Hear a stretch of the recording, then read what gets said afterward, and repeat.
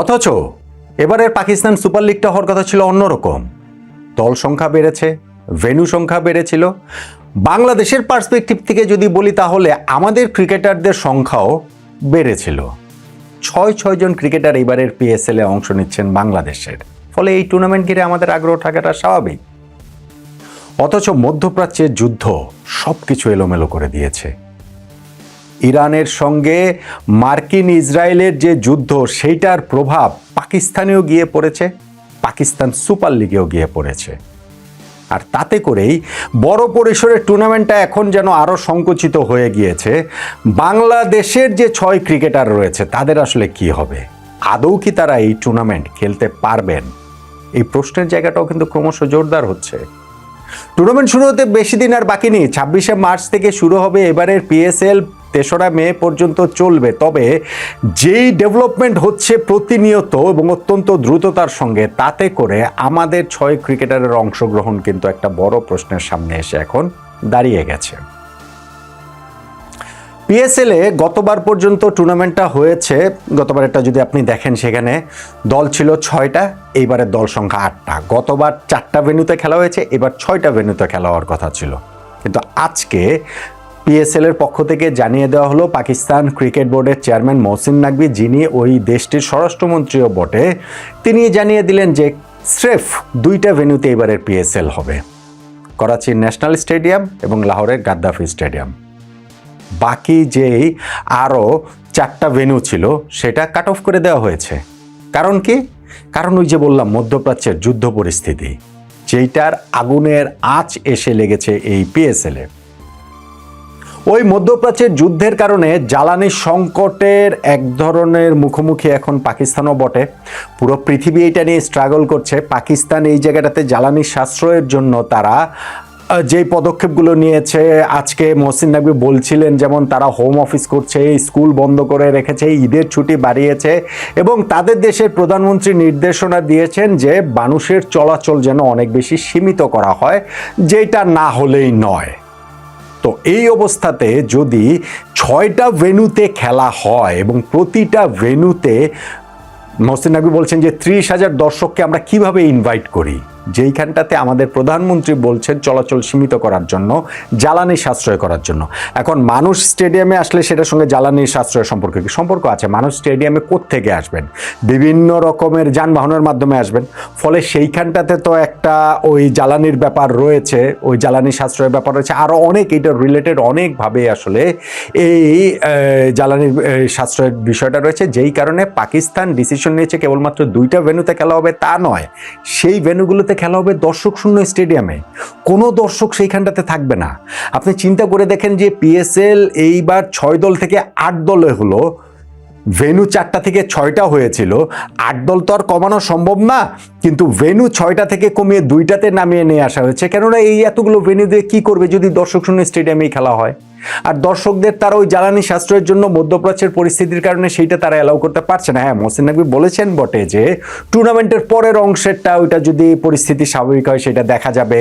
যদি এই মধ্যপ্রাচ্যের যুদ্ধ পরিস্থিতি 10 দিনের মধ্যে শেষ হয়ে যায়, 15 দিনের মধ্যে শেষ হয়ে যায়, তখন হয়তো বা ভিন্ন ডিসিশন নেওয়া যাবে। কিন্তু এখনকার বাস্তবতায় দাঁড়িয়ে তারা ওই 2টা ভেন্যুতে দর্শক শূন্য স্টেডিয়ামে এবারের এই পিএসএলটা করতে চাইছে। ফলে ভাই যাই বলেন, দর্শক শূন্য স্টেডিয়ামে এটা আবার খেলা হয় নাকি? এবং সেইখানটা তো পুরো একটা টুর্নামেন্ট, এইটা খুবই মেরমেরে একটা পিএসএল হতে যাচ্ছে বলেই আশঙ্কাটা করা হচ্ছে। কিন্তু ধরেন এখনকার ওই বাস্তবতায় শুধু জ্বালানি সাশ্রয় না, সঙ্গে নিরাপত্তার ইস্যু টিস্যুও রয়েছে, সেই সব কিছু মিলে অন্য কোনো কিছু ভাবাটাও সম্ভব ছিল না।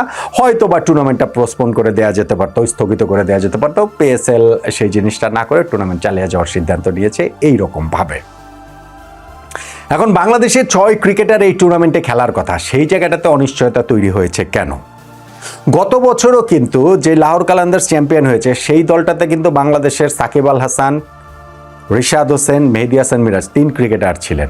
কিন্তু এইবারের যে পিএসএলটা সেইটা আমাদের সামনে আরও বেশি ক্রিকেটার নিয়ে এসেছে এবং আমরা বাংলাদেশের এই জায়গাটা আগ্রহের জায়গাটা আরও বেশি থাকতে পারতো। কেননা বাংলাদেশের 6 জন ক্রিকেটার এবারের পিএসএলে অংশ নেবার কথা এবং সেইখানটাতে আপনি দেখেন যে মুস্তাফিজুর রহমানের ইস্যুটা আমরা জানি যে আইপিএল থেকে তাকে বাদ দেওয়া হয়েছিল কলকাতা নাইট রাইডার, সেইখান থেকে পিএসএল তাকে হচ্ছে গিয়ে একেবারে লুফে নিয়েছে ওই জায়গাটাতে, এবং ওইখানটাতে 6,44,00,000 রুপি দিয়ে তাকে এইখানটাতে কিনে নিয়েছে হচ্ছে গিয়ে লাহোর কালান্দার্স, এবং সেইখানটাতে বাংলাদেশি মুদ্রায় সেটা প্রায় 2,80,00,000 টাকার মতো।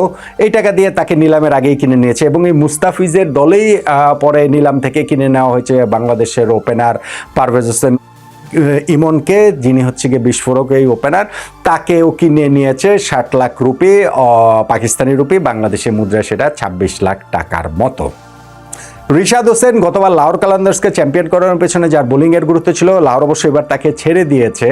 এইবার পিএসএল এর নতুন দল রাওয়ালপিন্ডি পিন্ডিজ, তারা রিশাদকে নিয়েছে নিলাম থেকে, কারাকারি করেই নিয়েছে, 3 কোটি পাকিস্তানি রুপি দিয়ে নিয়েছে, বাংলাদেশের মুদ্রায় 1,32,00,000 টাকার মতো। এই রিশাদ হোসেনকে এইবার এই রাওয়ালপিন্ডি পিন্ডিজেই দেখা যাওয়ার কথা।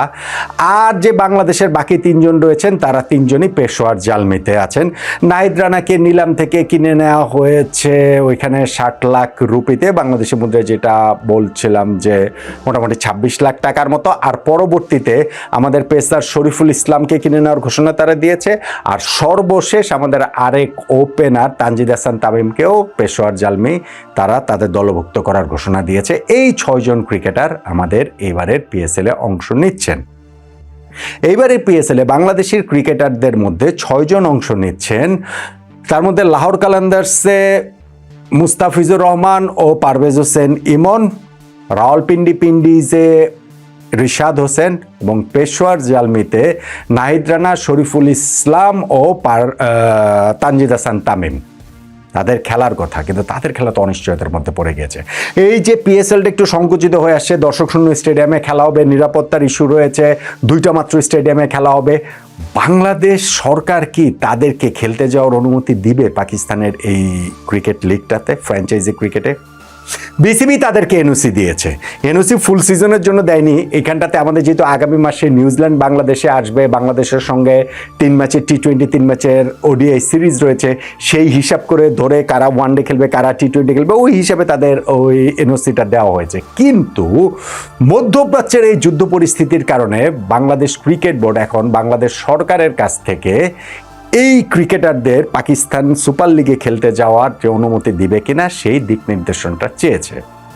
বাংলাদেশ সরকার এখন সব কিছু বিবেচনা করে আমাদের ক্রিকেটারদের নিরাপত্তার দিকটা বিবেচনায় রেখে তারা তাদের খেলতে দেবেন কি দেবেন না সেই হিসাবটা করে এই অনুমতিটা দেয়া হবে অথবা হবে না। আমার যেটা আন্ডারস্ট্যান্ডিং সেটা হচ্ছে গিয়ে যে ফাইনালে গিয়ে তাদেরকে খেলতে যাওয়ার অনুমতিটা দেয়া হবে, আমাদের সরকারের তরফ থেকেও সেই অনুমতিটা হয়তো দেবেন। কিন্তু পিএসএলটা আসলে ঠিক পিএসএলের মতো হলো না।